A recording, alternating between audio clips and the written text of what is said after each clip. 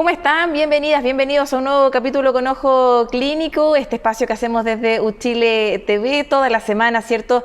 Nos encontramos, hacemos esta comunidad en torno a temas relativos a la salud. Hoy día vamos a estar conversando con dos interesantes invitados. Uno de los temas tiene que ver con la obesidad, también con la pandemia. Vamos a revisar cifras, tenemos también consultas que nos hacen ustedes llegar, ¿cierto? A través de nuestras redes sociales y también a través de nuestro correo, que es canal@uchile.cl. Recordarle también que usted, nos está sintonizando acá en la región metropolitana a través del 11.2, señal digital. También puede hacerlo en regiones. En el caso de Punta Arenas, por ejemplo, Concepción, lo puede hacer a través del 7.2. Si usted está en Puerto Montt o quizás está en Valparaíso o en Rancagua, puede hacerlo en el 10.2, señal digital, para que siga nuestra programación, siga este programa con Ojo Clínico y también toda la parrilla programática de nuestro canal. Bienvenidas, bienvenidos a este espacio que busca acompañarlos, entregarles información de utilidad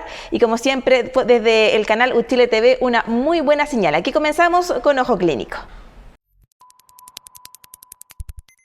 Y para ya comenzar con todo nuestro capítulo del día de hoy, los invito a revisar el siguiente material, una nota introductoria, ¿cierto?, para ya comenzar a dar vida a este nuevo capítulo, un resumen de lo que ha sido la última semana, cómo han estado también las cifras en torno a la pandemia, qué ha sido lo más noticioso, la contingencia en torno a la salud en nuestro país. El siguiente material lo revisamos, lo preparó el periodista Aldo Vidal. Durante los últimos días han ocurrido varias noticias relacionadas con el COVID-19. Las autoridades de salud señalaron que, según las últimas cifras, se puede deducir que la pandemia se trasladó al sur del país y que en Santiago se está registrando una mayor estabilidad en el número de contagios. Sin embargo, en el extremo norte, el alcalde de Arica, Gerardo Espíndola, reaccionó molesto y criticó la reapertura de pasos fronterizos de Chacayuta y Colchane a partir del 1 de diciembre, afirmando que necesitaban más tiempo para prepararse. En cuanto a la vacunación, la subsecretaria Daza confirmó que están trabajando en una cuarta dosis de vacuna contra el COVID-19, que estaría disponible como un nuevo refuerzo en 2022. Además, el ministro de Salud, Enrique París, consultado ante las medidas que están tomando países con altas cifras de contagios, como Austria, señaló que en Chile no es posible forzar a nadie a recibir estas vacunas, pero que intentarán incentivarlo a través del pase de movilidad. Respecto a la investigación, se desarrolló un nuevo ensayo clínico para reactivar la música en vivo. Fue sin butacas y con plena libertad de moverse e interactuar. La prueba es parte de un estudio de la SCD y la Universidad de Chile que busca determinar la real incidencia de los eventos con aforo completo en la propagación del coronavirus. Y después de esta nota introductoria, usted ya está viendo en pantalla a nuestro invitado. Él es Mauricio Canals, médico cirujano, doctor en sistemática y biodiversidad y también profesor titular de la Universidad de Chile. Puntualmente trabaja ahí en la Escuela de Salud Pública de este plantel público. ¿Cómo está, profesor? Muchísimas gracias por acompañarnos. Muchas gracias a ustedes, mucho gusto en saludarte, Marisa, un placer. Profesor, la idea es que conversemos un poquito sobre lo que estamos viviendo hoy día con esta pandemia. Hemos visto, ¿cierto?, un alza sostenida en las últimas semanas, aproximadamente 2.500 casos al día, ¿cierto?, cifras más, cifras menos. ¿Qué tan rápido está avanzando esta nueva ola? ¿Es posible hablar de una nueva ola?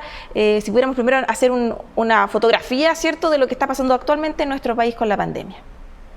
Sí, bueno, la verdad es que desde hace algunas semanas hemos tenido un alza sostenida en que tuvimos números reproductivos efectivos que llegaron hasta valores de 1,3, es decir, cada caso dejaba 1,3 casos nuevos, lo que significa una aceleración importante.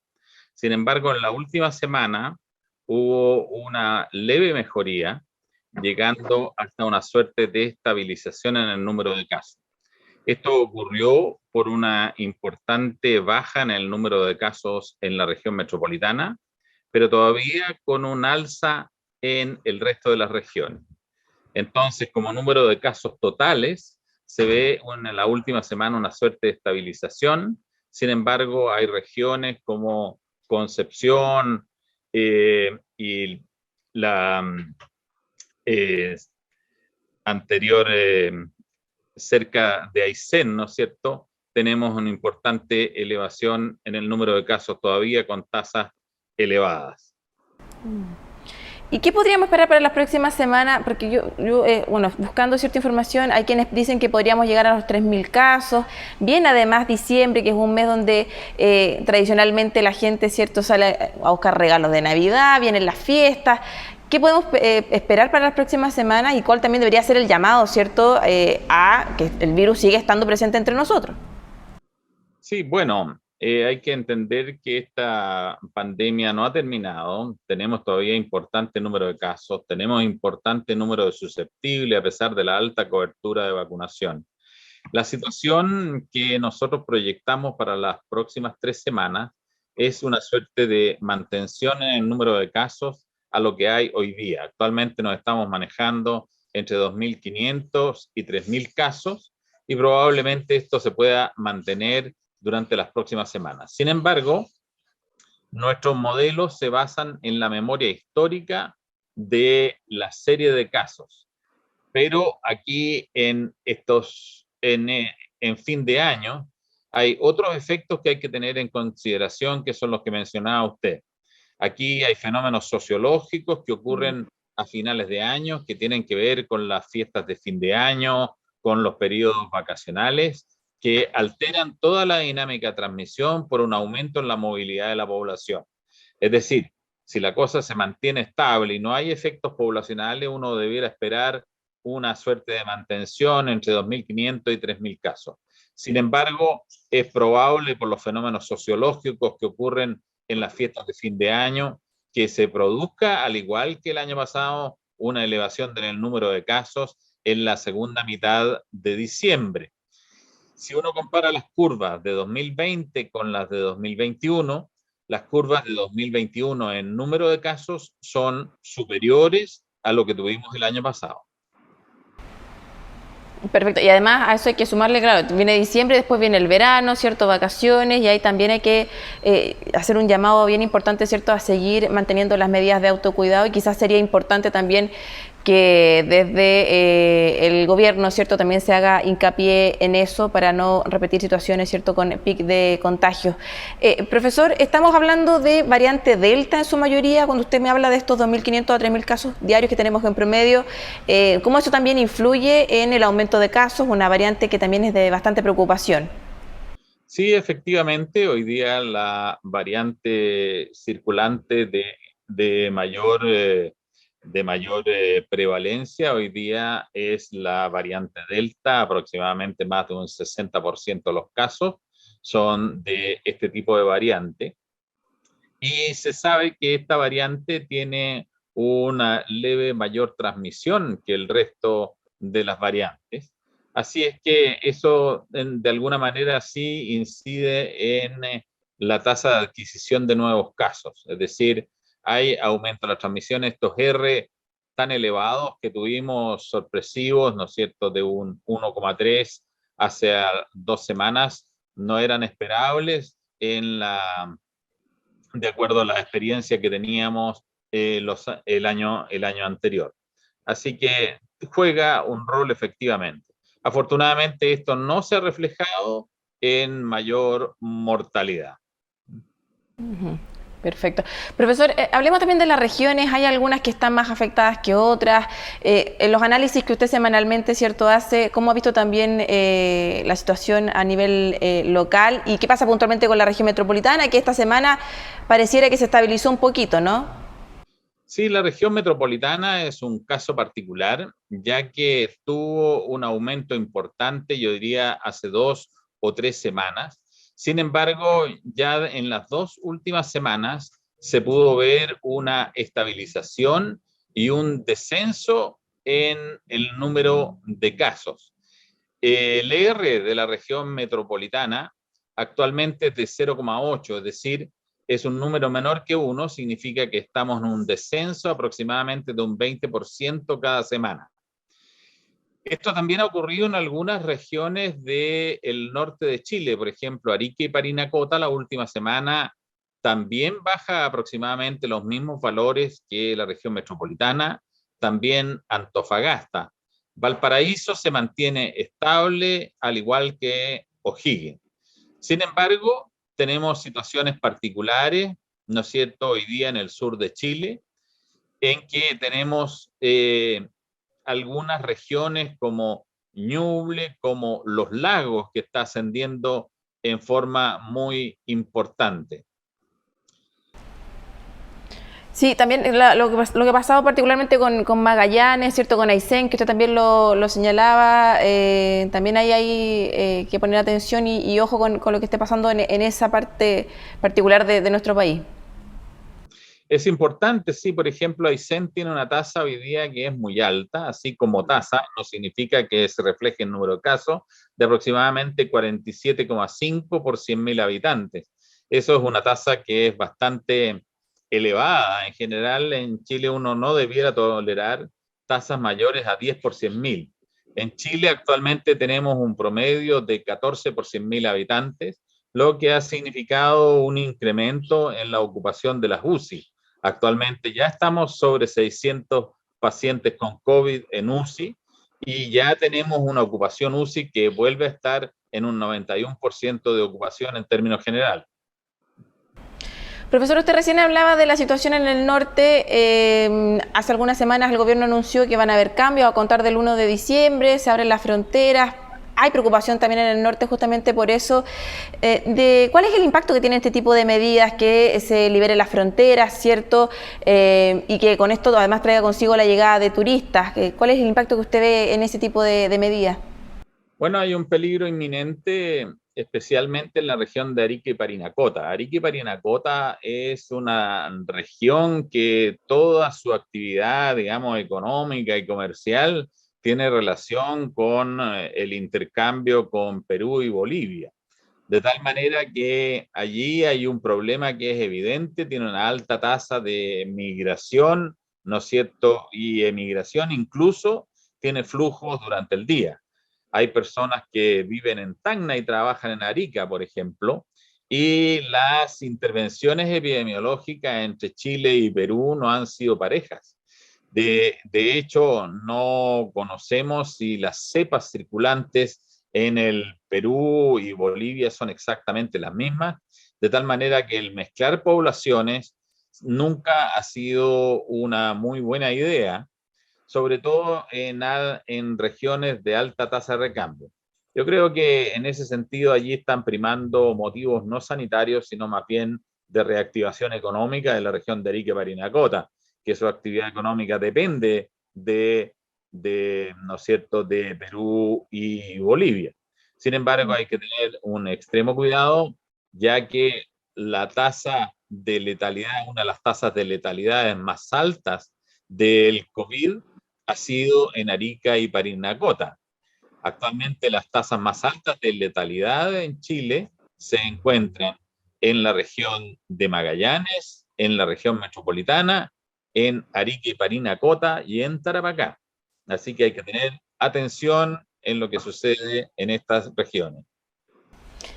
Este tipo de medidas, la liberación, ¿cierto?, que se abran las fronteras, también, por ejemplo, el plan paso a paso, que tiene todas estas fases, ¿cierto?, que a ratos no toda la gente comprende muy bien. ¿Le parece a usted que es el camino correcto, viendo además lo que está pasando en Europa, por ejemplo, donde hay varios países que están volviendo a confinamientos, cuarentenas, porque parece que el plan de vacunación no ha dado el resultado que se esperaba, y bueno, y hay otros factores también. En el caso puntual de Chile, ¿le parece a usted que, por ejemplo, el plan paso a paso sea el camino correcto, sea un modelo que esté bien aplicado, o habría que ya buscar también otra fórmula para entregarle y comunicarle a las personas qué tiene que hacer en este periodo, ¿cierto? Bueno, en los modelos de gestión hay distintas aproximaciones en distintos países. En Europa han tenido un problema fundamental que tiene que ver con la cobertura de la vacuna en sus poblaciones. Ellos en Europa comenzaron rápidamente a alcanzar altas coberturas y llegaron aproximadamente hasta un 60% varios países importantes como Alemania, Italia, Francia, etcétera. Sin embargo, cuando llegaron a ese porcentaje hubo una suerte de detención del programa de vacunación. Disminuyó la tasa de vacunación bastante, lo que hizo que mantuvieran una gran proporción de susceptibles.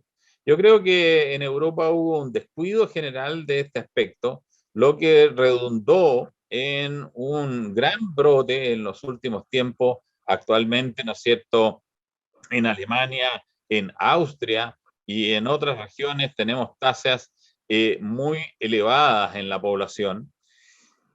Chile es un caso que es un poco distinto. Chile se ha aproximado con una gran cobertura de vacuna, que actualmente, ¿no es cierto?, llega a aproximadamente un 80% y tiene una tercera dosis de refuerzo que actualmente está llegando al 40% de la población. Eso da una capacidad de respuesta inmunitaria a la población que es bastante buena. Pero sin embargo, no puede ser la única estrategia. Las vacunas tienen una tasa de pérdida de la inmunidad que puede ser incluso muy rápida, de tal manera que puede ocurrir el mismo fenómeno que en Europa, probablemente no tan precoz, pero podría ser, ¿no es cierto?, en marzo, ¿no es cierto?, cuando venga el retorno de vacaciones, que pudiéramos tener un brote muy importante debido a eso. Creo que no hay que apresurarse con las medidas de liberación. Sí hay que insistir en la vacuna. Hay que mejorar la estrategia de trazabilidad que nunca ha sido buena. La trazabilidad en Chile ha sido el talón de Aquiles de toda la estrategia de enfrentamiento a la pandemia, con una trazabilidad que siempre ha sido menor del 50%, si uno considera desde el instante que inician síntomas hasta que consulta. De tal manera que allí hay un problema. Y lo otro, hay que seguir con la percepción de riesgo, enseñarle a la población que esto no ha terminado, seguir insistiendo en las medidas de cuidado personal, ¿no es cierto?, las mascarillas, el distanciamiento social. Es probable que el confinamiento sea una medida que sea extrema y difícil que la población la acepte, salvo en situaciones extremas.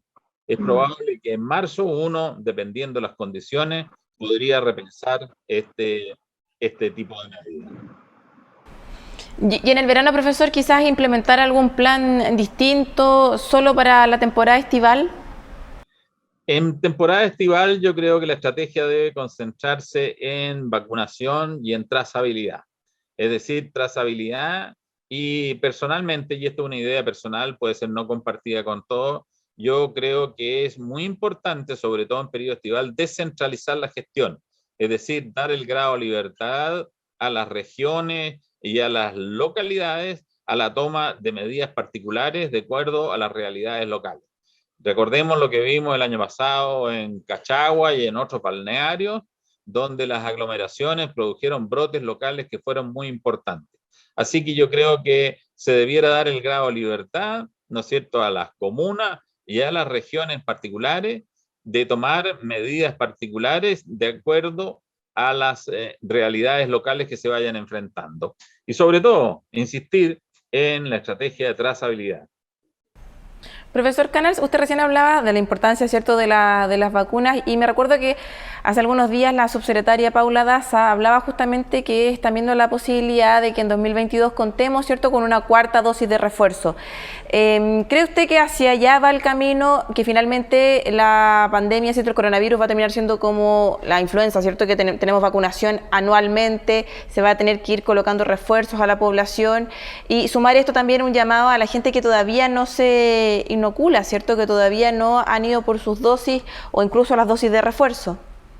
Sí, yo pienso que sí. Efectivamente, si uno ve cómo ha evolucionado la curva en Europa, en que uno ve que es una epidemia en que se ha ido alargando en el tiempo con varios brotes que parece más bien una endemia muy alta con brotes recurrentes, de que esto no es un camino corto. Esto no se soluciona con un periodo de vacunación en que nosotros nos vayamos a librar del virus. El virus ha llegado, ¿no es cierto?, está presente y lo más probable es que siga presente a lo largo del tiempo. Es probable, pienso yo, que la estrategia de vacunación se deba mantener a lo largo de los años, probablemente con un sistema de vacuna anual, probablemente alrededor de 12 refuerzos, ¿no es cierto?, todos los años. Un esquema de tipo influenza es probable que sería lo recomendable, con 2 dosis de la vacuna.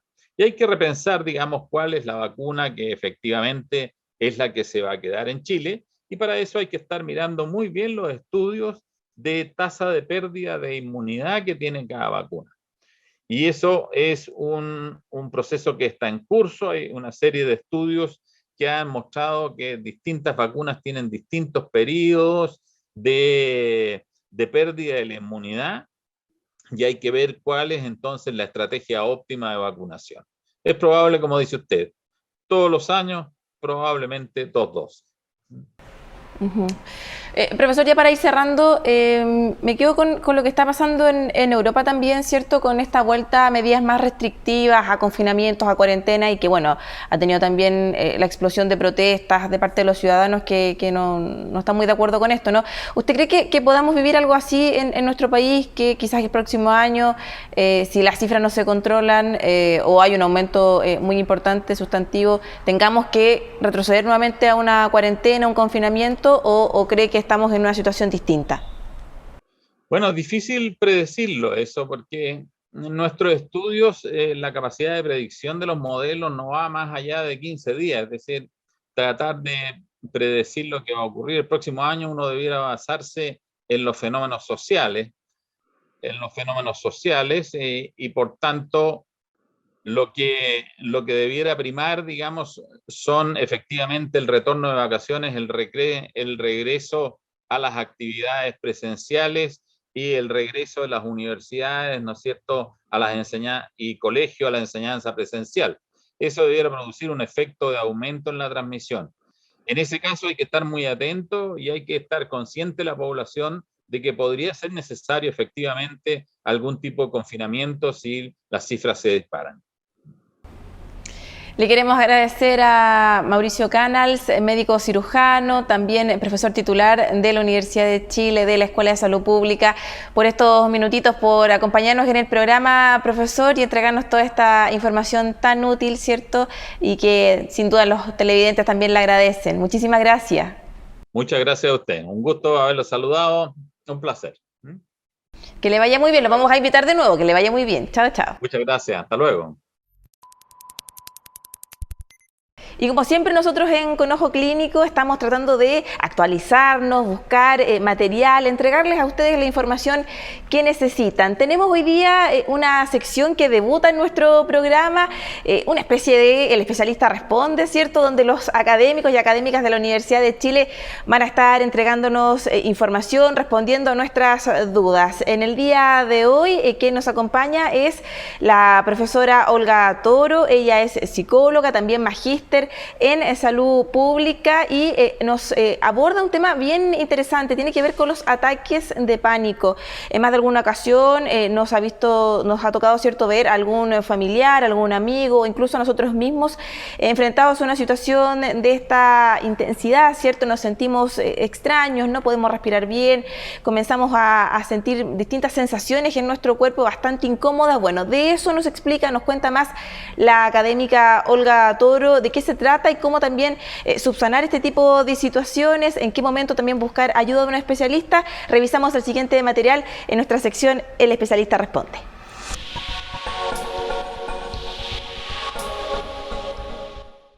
Bueno, el ataque de pánico es una manifestación que tienen las personas de un miedo repentino, un miedo importante, fuerte. Pueden sentir una sensación, hay sensaciones físicas como dificultad para respirar. Muchas personas sienten una opresión muy fuerte en el pecho, es decir, como una sensación de ataque al corazón. Es muy frecuente que las personas que viven ataques de pánico muy intensos sientan que es una sensación de como ataque al corazón y que se van a morir, y hay mucho miedo, mucha angustia.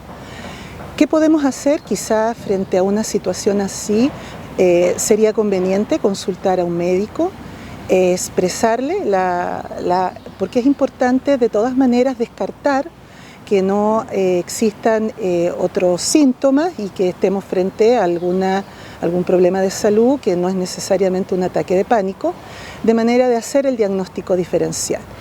Y luego, si es efectivamente un ataque de pánico, hay que evaluar la frecuencia, la intensidad, en qué momento se produce, de manera de que este episodio, que puede ser único, no se vaya a transformar en realmente un trastorno de pánico, donde se requeriría una atención profesional, un acompañamiento profesional que combine terapia psicológica y probablemente el apoyo de algún medicamento para pasar todo el episodio más agudo del ataque.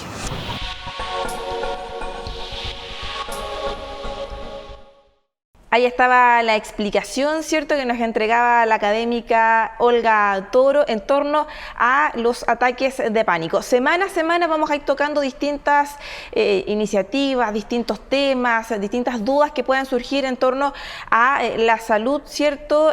Háganos llegar también sus consultas a través de nuestro correo. Si quiere proponernos algún tema, le gustaría saber un poquito más sobre alguna arista en particular, puede escribirnos a nuestro correo, ¿cierto?, canal.uchiletv@uchile.cl. Nosotros vamos a hacer una pequeña pausa, muy breve pausa, para saber un poquito más también de la programación del canal, y a la vuelta seguimos con una interesante entrevista. No se separe de nuestra sintonía, ya regresamos. Y estamos de vuelta después de esta pequeña pausa comercial. Para introducir el siguiente tema, los quiero invitar a revisar la siguiente nota. Tiene que ver sobre la obesidad.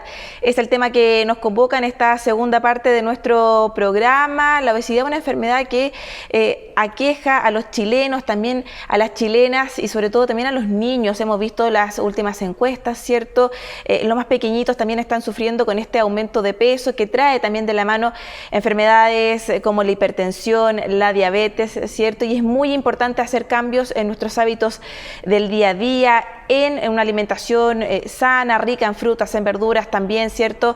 En ejercitar nuestro cuerpo, tratar de caminar, buscar espacios donde también el ejercicio y la actividad física tengan una parte importante de nuestro día a día, de nuestras semanas. Los invito a revisar el siguiente reporte, la siguiente nota, que justamente habla sobre este tema, sobre los proyectos de ley que se han buscado para poder hacer frente a esta situación. Revisamos el siguiente material y ya volvemos con la entrevista. La obesidad es una enfermedad que afecta al 34,4% de la población, según datos de la Encuesta Nacional de Salud 2016-2017. Tanto el sobrepeso como la obesidad afectan directamente el bienestar físico, psíquico y la calidad de vida de las personas que la padecen. Según los últimos datos publicados por la OCDE, Chile se encuentra entre los 10 países con mayor obesidad y sobrepeso.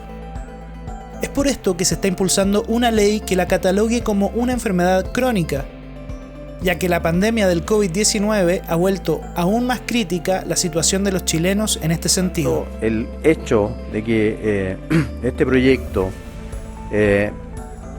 apunte a que la obesidad se considera una enfermedad crónica declara también a esta enfermedad, obviamente, como una enfermedad de interés nacional. Esto también se incorpora, como decía el diputado Fuenzalida, en el GES. Se puede incorporar y se debe incorporar en las mallas curriculares para que los estudiantes de todo el área de la salud entiendan que esto es una enfermedad. No quiero que nadie le vuelva a decir a la gente, como dijo Soraya, que el tratamiento es ciérrese la boca. Esto requiere un tratamiento multidisciplinario, multifactorial, y buscar además las causas, porque tiene múltiples causas. Soraya Flores, presidenta de la ONG 300.000 Mórbidos, considera que es necesario avanzar en una ley que permita mejorar las condiciones de salud de las personas afectadas por la obesidad.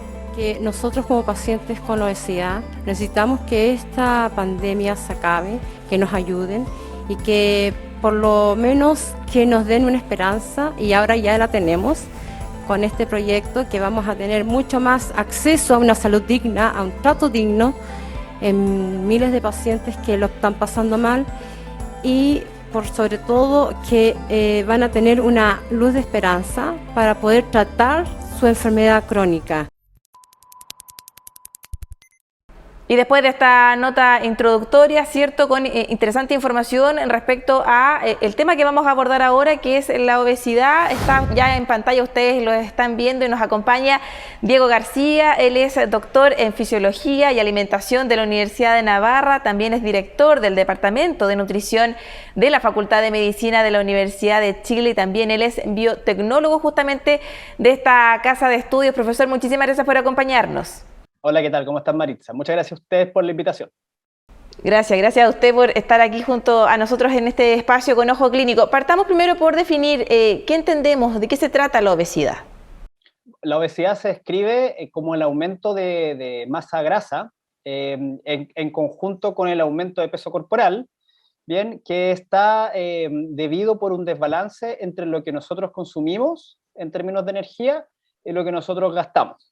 ¿Ya? Entonces es como una simple aritmética de suma y resta que se describe como un balance energético positivo, es decir, consumimos más de lo que gastamos, porque se gasta menos o porque se consume más. Entonces este balance positivo sostenido, lo que se va traduciendo es que se vaya acumulando energía en forma de grasa, que es la forma en que nosotros acumulamos la energía en nuestro organismo. Y esta acumulación, lo importante es que se describe como una acumulación patológica, ¿ya? Y eso es lo que define a la patología como tal, ¿ya? Porque va mucho más allá del problema estético, por supuesto, que tiene que ver con, y socialmente estético, que tiene que ver con obesidad, incluso físico, que tiene que ver con el aumento de acumulación de grasa en el organismo, sino que es por lo que se asocia. ¿Ya? Entonces, básicamente, la obesidad es una patología por su asociación a enfermedades que atentan directamente con nuestra vida. ¿Qué significa que sea considerada una enfermedad crónica? ¿Cómo se califica hoy día, profesor? Ya, según OMS, según varios otros organismos, es catalogada como una patología, es catalogada como una enfermedad. Entonces, de hecho, el punto aquí que se está haciendo, y entiendo impulsándose como catalogarla como enfermedad crónica para nuestro país, viene dado por el paquete de, vamos a decir, de estrategias o aproximaciones que se pueden realizar para contrarrestarla. Es decir, pues se podrían derivar más recursos, bien, a distintos estratos socioeconómicos para poder dar frente con varias estrategias a que no se presente o que cuando ya está presente poder disminuir su progresión, su desarrollo, poder frenarla de manera efectiva, ¿ya? Entonces es considerada ya como una patología, pero el reconocimiento de esta, sobre todo lo que viene con lo que se está impulsando, es más que nada el reconocimiento de esta para meterlo dentro de una canasta que puede favorecer, por supuesto, a personas sobre todo más vulnerables. Profesor, bueno, ahí está la descripción, ¿cierto?, de qué es lo que es la obesidad como tal, pero hay varias enfermedades que están asociadas a la obesidad. Si pudiéramos hablar un poquito de ellas, estoy pensando, por ejemplo, en la diabetes, ¿cierto?, y que la obesidad no solo se da en adultos, en mujeres o hombres, ¿cierto?, sino que también está afectando a niños. Exacto, sí, bueno, eso es realmente lo preocupante para todos aquellos que trabajamos, estudiamos o atienden personas con obesidad, es el hecho de que es un puente muy bien establecido de riesgo para desarrollo de enfermedades graves, ¿ya? Tú nombraste efectivamente la diabetes tipo 2, que es el link clásico y muy, muy directo de desarrollo de patología o de una comorbilidad de aquellas personas que tienen y que padecen obesidad. Bien, también hay otras enfermedades que están relacionadas con el desarrollo de la obesidad, y de hecho yo había comentado que lo grave de esta patología, de esta enfermedad, es que lleva a patologías que pueden atentar directamente contra la vida. Eso no quiere decir que la diabetes sea una enfermedad grave, o sea, eventualmente puede llevar a mermar el estado de vivir de una persona de una forma muy, muy dura en adultez, en tercera edad. Pero, por ejemplo, enfermedades cardiovasculares, el desarrollo de infartos, de eventos cardiovasculares, también está asociado con este aumento de grasa patológica en nuestro organismo. Y eso claramente es un atentado directo contra la vida de las personas. Y también se ha descrito que es puente para otras enfermedades graves, como por ejemplo cáncer. Entonces, si tomamos en cuenta esto, enfermedad cardiovascular, cáncer, son enfermedades que están catalogadas como las causas de muerte más relevantes en términos de prevalencia en nuestra población. Entonces, considerar a la obesidad, darle como más foco, es un esfuerzo que se viene haciendo hace mucho tiempo, y aquí, a pesar de todo eso, no se han conseguido de una forma efectiva, y eso se ve constantemente en la encuesta, frenarlo de manera como se esperaba. Entonces, mientras más herramientas se sumen, mientras más políticas se vayan agregando, por supuesto que pueden tener un impacto muy relevante también en estas comorbilidades tan importantes, como tú decías, diabetes tipo 2, enfermedad cardiovascular o cáncer. Y la situación puntual de nuestro país, ¿por qué estamos tan mal? ¿Qué estamos haciendo mal?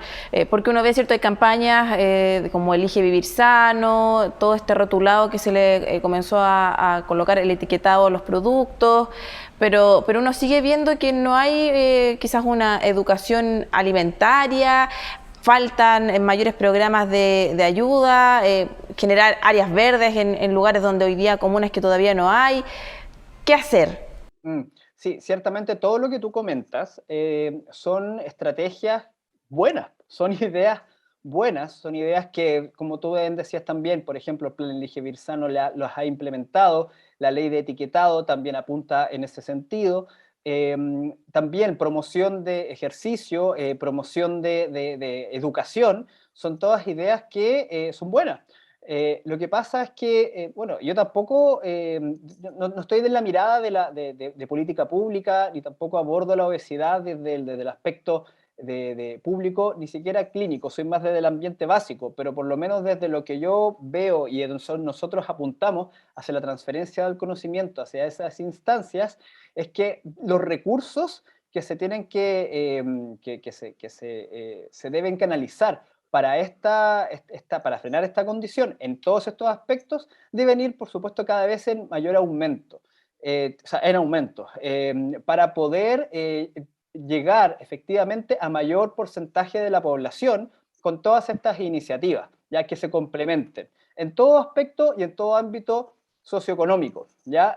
Mucho tiene la obesidad de segmentación, de estrato socioeconómico, y eso es realmente yo creo que uno de los mayores lastres que en los cuales nosotros vemos que la prevalencia de obesidad no para de aumentar, ¿ya? Porque es muy difícil permear todas estas soluciones efectivamente en esos estratos socioeconómicos más vulnerables, donde la rapidez de consumo, donde los tiempos, donde el aspecto económico priman bastante, el aspecto educativo priman, y desde hace mucho tiempo vienen con, vamos a decir, ciertos vicios que son súper difíciles de quebrar, y más recursos, por supuesto, son necesarios de inyectarse para que esta y otras soluciones sean complementarse efectivamente, y veamos que la prevalencia, la incidencia de esta enfermedad comienza a presentarse no tan positiva, no una tendencia tan positiva al alza, ¿ya? Entonces sí, son todas buenas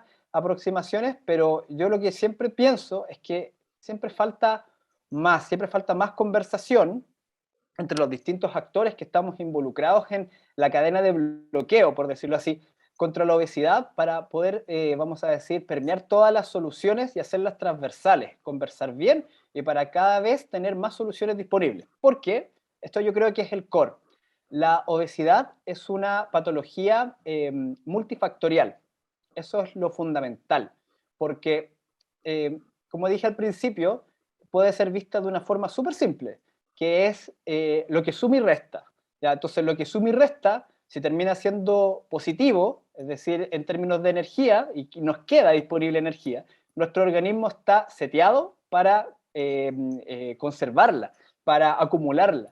¿Bien? Y siempre va a ser así. Lo que pasa es que en ese balance, en esa simple suma y resta, hay múltiples condicionantes, o sea, pero muchísimas condicionantes, pasando por condicionantes personales, muy personales, tan personales como la propia genética de los individuos, como el ambiente familiar, como el ambiente social, como el estrés laboral, muchísimas condiciones que hacen que cada uno de nosotros respondamos de una forma muy distinta frente a riesgos que nos llevan a obesidad. Por lo tanto, al ser una obesidad tan compleja, también la solución debe ser de esa misma manera, debe ser compleja, abordada de distintos aspectos y conversada desde distintos actores enfocados en la salud de las personas.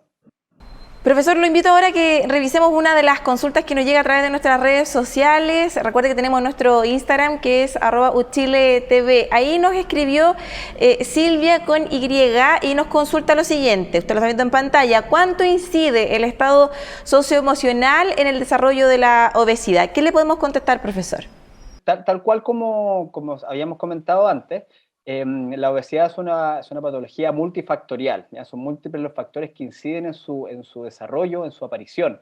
Bien, pensando en ese sentido, nosotros tenemos, por ejemplo, una carga genética importante que viene heredada de nuestros padres, ¿ya? Y nos predisponen, cada uno de nosotros tiene un riesgo distinto a presentar la patología y eso se ve, o sea, se ve constantemente. Hay personas que dicen, pucha, a mí me cuesta muchísimo bajar de peso y otras personas les cuesta realmente nada, haciendo casi lo mismo que hago yo. O sea, ¿por qué puede pasar eso? Eso lo explica, por ejemplo, la genética.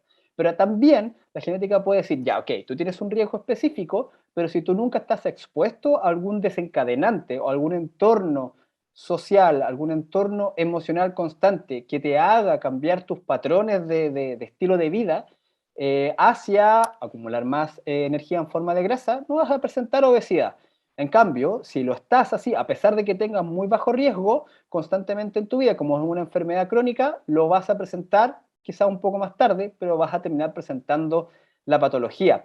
Entonces, de hecho, cada uno de nosotros, como que vamos a decir, traduce los efectos del entorno de una forma distinta, ¿ya? Entonces, también pongo otro ejemplo.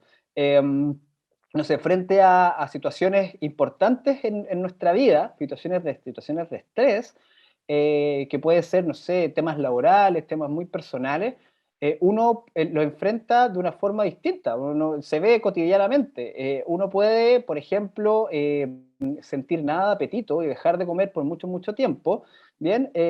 O también, al contrario, sentir ansias, sentir mucha ansiedad, y eso puede llevar a comportamientos que luego se pueden montar por mucho tiempo y termina la persona desarrollando esta patología.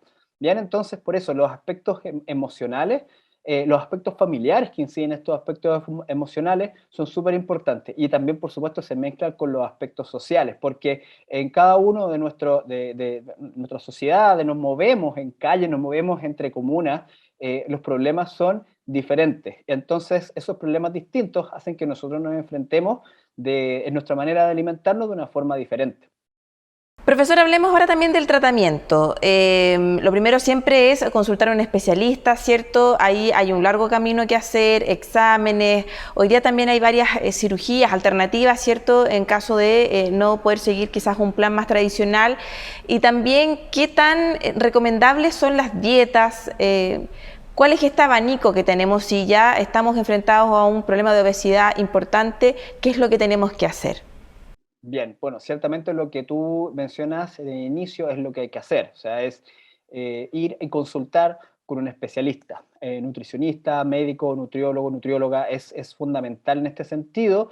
Bien, entonces el plan que se haga con el personal de salud tiene que ser, es la forma que se tiene que trabajar, un plan bien pensado, un plan bien integral, que converjan, ojalá converjan varias expertices, porque como hemos comentado, son múltiples los factores, por lo tanto, son múltiples las aproximaciones que hay que abordar, y esa es la forma realmente. Entonces, sí, hay por ahí disponibles múltiples, vamos a decir, dietas, comportamientos, indicaciones, y como estamos ahora, de hecho, en nuestro mundo digital, bombardeados por este tipo de información, algunas sí tienen piso de evidencia, otras no tanto. Entonces, en ese sentido, es muy, muy relevante ir a consultar con el especialista, porque ciertamente ella es la que maneja la información, debe manejar la última información disponible y poder aplicar el tratamiento más adecuado, ojalá a cada uno y cada una de nosotros, ¿sí?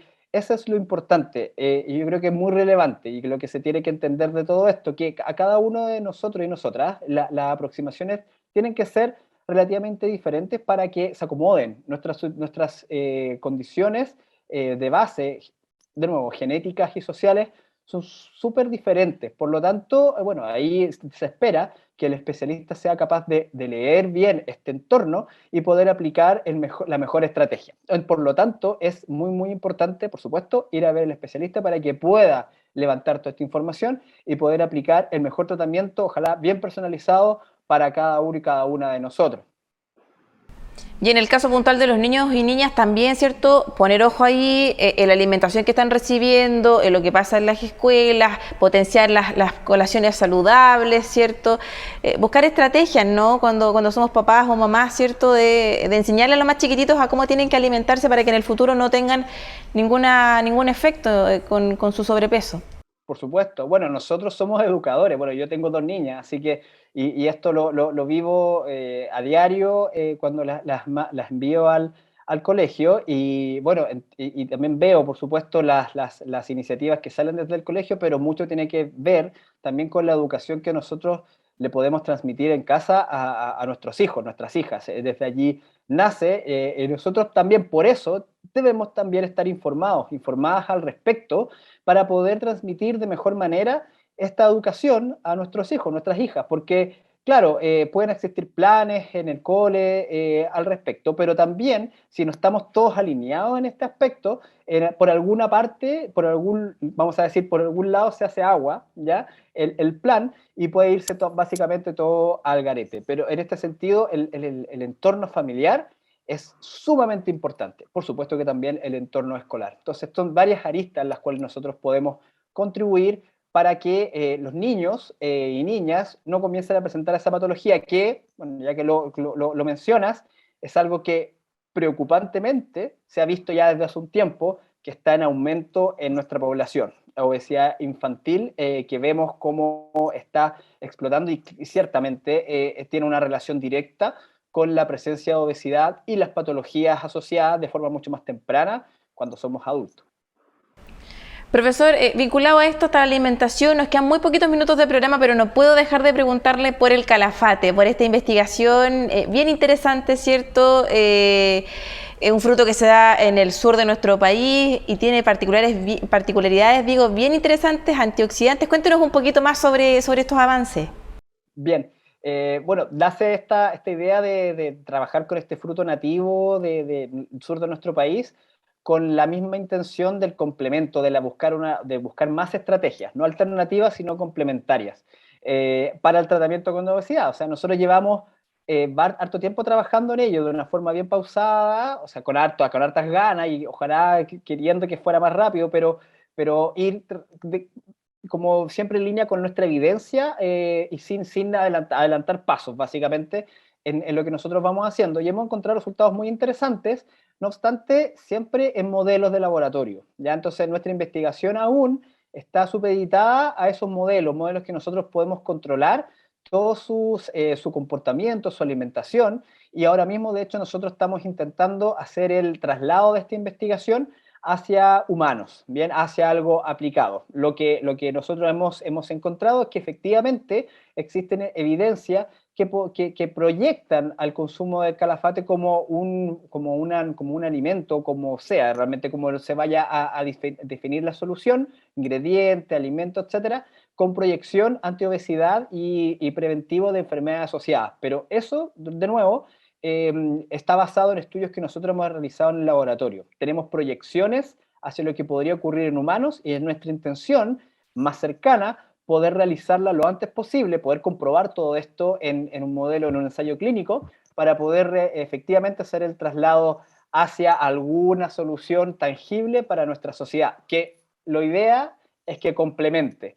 Y quería, como para aprovechar, es que yo creo que el sentido de trabajar con este fruto nativo de nuestro país es, por supuesto, va vamos a decir, con un norte que tiene que ver con obesidad y enfermedades, un norte de salud, pero también pasa por muchas otras cosas, porque como es nativo, como es de una región, como que tiene esta identidad de una localidad, la idea también es intentar ver que gracias a esto se potencie un sector, se potencie la región, se potencie la recolección, se potencie la manufactura, se potencie el desarrollo de soluciones. Vamos a decir un sector económico y un sector social. Voy a contar una infidencia. Una de mis hermanas vive en Coyhaique y justo me trajo una mermelada de calafate y yo cuando vi este estudio me encantó. Exquisito el sabor, así que no, profesor, muy buena idea, ¿cierto? Potenciar, como dice usted, hacer esta mezcla entre potenciar el territorio con sus características, con este fruto que es propio del sur de nuestro país, además un beneficio, ¿cierto?, para la salud de las personas, una muy buena mezcla, ¿cierto? Y nada, pues cuando tengan ya más avances de esto, lo vamos a invitar nuevamente a nuestro programa para que nos cuente un poquito más, ¿le parece? Bien, encantado, ojalá y en el menor plazo posible. Yo tengo los datos y yo feliz de compartirlos con ustedes. Profesor, muchísimas gracias por acompañarnos. Le agradecemos a Diego García, doctor en Fisiología y Alimentación de la Universidad de Navarra y también director del Departamento de Nutrición de la Facultad de Medicina de la Universidad de Chile, por acompañarnos, por ser parte de nuestro programa. Que le vaya muy bien, muchísimas gracias. Muchas gracias a ti, gracias por la invitación, que estés bien. Y estamos dándole vida también a una nueva sección de nuestro programa, el dato de interés, el dato de utilidad, y el día de hoy tiene relación con Elige Vivir Sano. Hay una plataforma, ¿cierto?, donde ustedes pueden encontrar información, es eligevivirsano.gov.cl, está apareciendo en pantalla.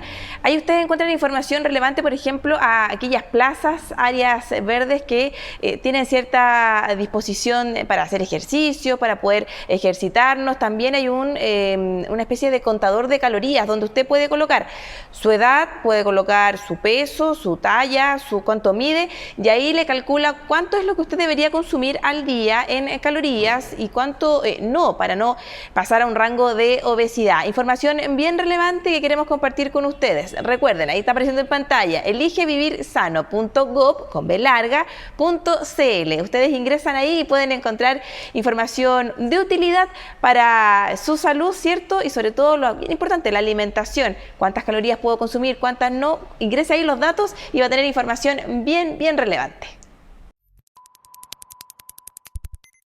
Muchísimas gracias por acompañarnos nuevamente en nuestro espacio Con Ojo Clínico, este espacio que hacemos, ¿cierto?, todas las semanas para acompañarles, para hablar sobre la pandemia, sobre otros temas de salud también, y en el caso del día de hoy también dándole la bienvenida a espacios nuevos a nuestro programa, porque la idea es, ¿cierto?, ir evolucionando, ir actualizándonos para entregarles a todas ustedes y a todos ustedes la mejor información en nuestro canal UChile TV. Los dejamos completamente invitados para la próxima semana. Recuerde que también puede revisar por el YouTube de la Universidad de Chile los capítulos de nuestro espacio Con Ojo Clínico y también de los otros programas que son parte de la programación de nuestro canal UChile TV.